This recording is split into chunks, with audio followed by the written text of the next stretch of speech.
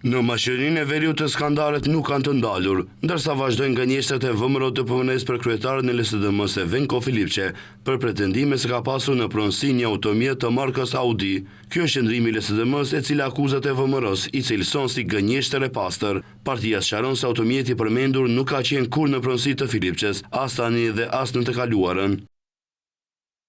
Nuk është hera e parë që VMRO-DPMN përpiqet me trillime të lira dhe të kujdesshme të krijojë dyshime të rreme për një gjoja korrupsion, pa asnjë provë, pa asnjë fakt, vetëm me urrëtie politike.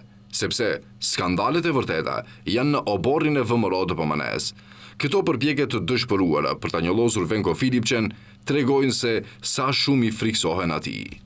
LSDM thekson se gjithë pasuria e Filipçes është e deklaruar në mënyrë të rregullt dhe transparente në formularët e deklarimit të pasurisë. Ata thonë se kjo është realitet. Njëkohësisht, ata shprehin se VMRO-DPMN duhet të ndalë gënjeshtrat edhe të përgjigjen ndaj pyetjeve të vërteta se kur do të japin dorëheqje të Shkovski, Janev dhe Miskovski për tragjedinë në Koçan.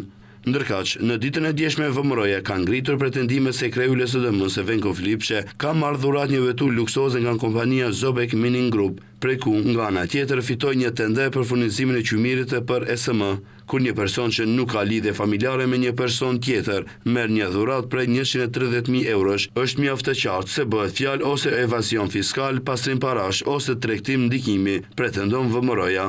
Partia në pushtet është e shprehur se për më tepër, kur bëhet fjalë për një dhuratë prej 130.000 eurosh për një politikan, deputet dhe udhëheqës të opozitës, është mjaft të qartë se diçka fshihet. Gjithashtu, ata thonë se prokuroria publike po heshte dhe nuk po ndërmerr asnjë veprim për dhuratën e Venko Filipçes.